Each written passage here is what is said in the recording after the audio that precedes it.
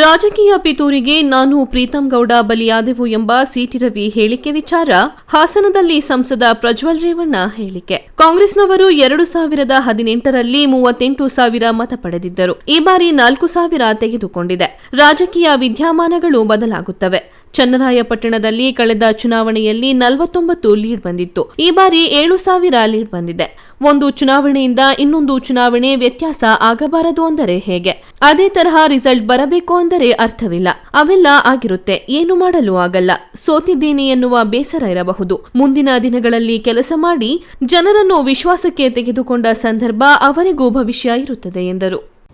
ಪ್ರತಿ ಸಮಸ್ಯೆ ಬಂದಂಥ ಸಂದರ್ಭದಲ್ಲಿ ಅಲ್ಲಿ ನಿಂತು ಅವ್ರಿಗೆ ನ್ಯಾಯ ದೊರಕಿಸೋಂಥ ಕೆಲಸ ಇರ್ಬೋದು, ಅದನ್ನು ಸಕ್ರಿಯವಾಗಿ ಮಾಡ್ಕೊಬರ್ತಾ ಇರೋದ್ರಿಂದ ಏನು ವಿಶೇಷವಾಗಿ ಏನು ನಾವೊಂದು ಚುನಾವಣೆ ಒಂದು ಪ್ರತಿಕ್ರಿಯೆಯಲ್ಲಿ ನಾವೇನೋ ಹೊಸದಾಗಿ ಮಾಡ್ತೀವಿ ಅನ್ನೋ ಒಂದೇನಿಲ್ಲ. ಆದರೂ ಕೂಡ ಚುನಾವಣೆನೇ. ಸೊ ಹಾಗಾಗಿ ನಾವೆಲ್ಲರೂ ಕುಳಿತು ಇವತ್ತು ನಮ್ಮ ನಾಯಕರುಗಳು ಭೇಟಿ ಆಗೋಂಥದ್ದಿರ್ಬೋದು, ಪ್ರತಿಯೊಂದು ತಾಲೂಕುಗಳಲ್ಲೂ ಕೂಡ ಏನು ಅವತ್ತು ದೊಡ್ಡವರು ಬಂದು ಚಾಲನೆ ಕೊಟ್ಟಿದ್ದಾರೆ, ಅದರ ಮುಖಾಂತರ ಎಲ್ಲ ನಮ್ಮ ಮಿತ್ರ ಪಕ್ಷವ್ರನ್ನ ಸಂಪರ್ಕಿಸಿ ಅವ್ರನ್ನೂ ಕೂಡ ವಿಶ್ವಾಸಕ್ಕೆ ತಗೊಳ್ಳೋಂಥ ಕೆಲಸ ಇರ್ಬೋದು, ಇಲ್ಲ ನಮ್ಮ ಪಕ್ಷದ ನಾಯಕರುಗಳನ್ನೂ ಭೇಟಿ ಮಾಡಿ ಅವ್ರನ್ನೂ ಕೂಡ ಒಂದು ಆತ್ಮಸ್ಥೈರ್ಯ ತುಂಬ ಅಂತ ಕೆಲಸ ಮಾಡೋವಂಥದ್ದು ಇರ್ಬೋದು. ಇವೆಲ್ಲ ನಿಟ್ಟಾಗಿ ಮಾಡ್ತಾಯಿದ್ದೀವಿ. ಖಂಡಿತವಾಗ್ಲೂ ಒಳ್ಳೆಯ ಬೆಳವಣಿಗೆಗಳಿದ್ದಾವೆ, ಚೆನ್ನಾಗಿ ನಡೀತಾ ಇದೆ. ಎಲೆಕ್ಷನ್ ಕ್ಯಾನ್ವಸ್ಸು ಭಾಳ ಚೆನ್ನಾಗಿ ನಡೆಯೋಂಥ ಕೆಲಸ ಆಗ್ತಾಯಿದೆ ಸರ್. ಮೈತ್ರಿ ಸೀಟ್ ಹಂಚಿಕೆ ಬಂದು ದೊಡ್ಡವರು ಮತ್ತು ಕುಮಾರಣ್ಣ ತೀರ್ಮಾನ ಮಾಡ್ತಾರೆ ಈ ಕಡೆಯಿಂದ. ಆ ಕಡೆಯಿಂದ ಅವ್ರ ಕಡೆಯಿಂದ ಅಮಿತ್ ಶಾ ಅವರಿದ್ದಾರೆ, ನರೇಂದ್ರ ಮೋದಿಜಿಯವರಿದ್ದಾರೆ, ಹಾಗೂ ನಡ್ಡಾ ಅವರಿದ್ದಾರೆ, ವಿಜೇಂದ್ರ ಅಣ್ಣವರಿದ್ದಾರೆ, ಯಡಿಯೂರಪ್ಪ ಸಾಹೇಬರಿದ್ದಾರೆ, ಇನ್ನು ಹಲವಾರು ನಾಯಕರುಗಳಿದ್ದಾರೆ. ಸೊ ಅವರೆಲ್ಲ ಕುಳಿತು ದೊಡ್ಡವ್ರು ಮಾಡೋವಂಥ ತೀರ್ಮಾನಗಳು. ಹಾಗಾಗಿ ಇನ್ನೊಂದು ಸ್ವಲ್ಪ ದಿನದಲ್ಲಿ ಅವೆಲ್ಲ ತೀರ್ಮಾನ ಆಗಿ ಒಂದು ಒಳ್ಳೆ ಸಿಹಿ ಸುದ್ದಿ ಕೊಡೋವಂಥ ಕೆಲಸನ ರಾಜ್ಯಕ್ಕೆ ಕೊಡೋವಂಥ ಕೆಲಸ ಮಾಡ್ತಾರೆ ಸರ್. ಯಾರೋ ಒಬ್ಬರು ನಾವೋ ಇವರೋ ಯಾರೋ ಮಾತಾಡಿದ್ರೆ ಚರ್ಚೆ ಆಗೋದಿಲ್ಲ.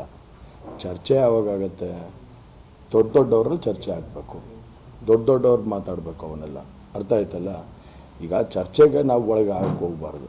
ನಾವು ಯಾಕೆ ಯಾರೋ ಮಾತಾಡ್ತಾರೆ ಅಂತ ಚರ್ಚೆ ಮಾಡೋಕ್ಕೆ ಹೋಗಲ್ಲ ನಾನು. ಆದರೆ ದೊಡ್ಡವ್ರು ಕೂತ್ಕೊಂಡು ತೀರ್ಮಾನ ಮಾಡ್ತಾರೆ. ಹೈಕಮಾಂಡ್, ನಮ್ಮ ಕಡೆ ಹೈಕಮಾಂಡ್ಗಳಿದ್ದಾರೆ, ಅವ್ರ ಕಡೆನೂ ಹೈಕಮಾಂಡ್ ಇದ್ದಾರೆ, ಅವ್ರು ಕೂತ್ಕೊಂಡು ಚರ್ಚೆ ಮಾಡ್ತಾರೆ. ಹೇಳಿಕೆಗಳು ಎಲ್ಲ ಕಾರ್ಯಕರ್ತರು ಎರಡೂ ಪಕ್ಷದವರಿಗೆ ಒಂದಾಗಲ್ಲ ಸರ್. ಮೈತ್ರಿ ಅಭ್ಯರ್ಥಿಯಾದರೂ ಬೆಂಬಲ ಕೊಡಬೇಕು. ಈ ಯಾವ ಕಾರ್ಯಕರ್ತರಲ್ಲೂ ಗೊಂದಲ ಇಲ್ಲ. ನಮ್ಮಲ್ಲಿ ಒಗ್ಗಟ್ಟಾಗಿದ್ದಾರೆ.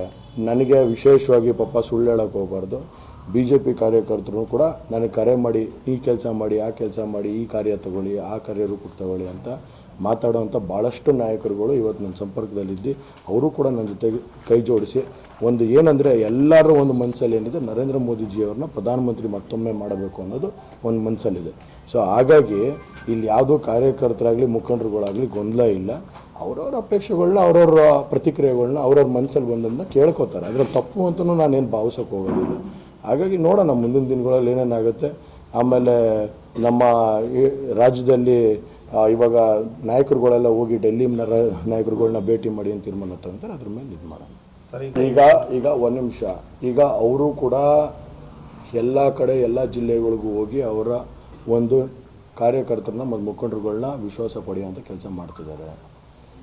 ಕುಮಾರಣ್ಣನು ಕೂಡ ಎಲ್ಲ ತಾಲೂಕುಗಳು ಒಂದೊಂದು ಜಿಲ್ಲೆಗಳನ್ನ ಒಂದೊಂದು ದಿನ ಭೇಟಿ ಹಿಡ್ಕೊಂಡು JP ಭವನದಲ್ಲಿರ್ಬೋದು, ಇಲ್ಲ ಬೇರೆ ಬೇರೆ ಜಿಲ್ಲೆಗಳಿಗೆ ಹೋಗಿ ಅಲ್ಲಿ ಮಾಹಿತಿ ತಗೊಂಡು ಮುಖಂಡರುಗಳಿಗೆ, ನಾಯಕರುಗಳಿಗೆ ಭೇಟಿ ಮಾಡಿ ಅವ್ರನ್ನೂ ವಿಶ್ವಾಸ ತಗೊಳ್ಳೋಂಥ ಕೆಲಸ ಮಾಡ್ತಿದ್ದಾರೆ.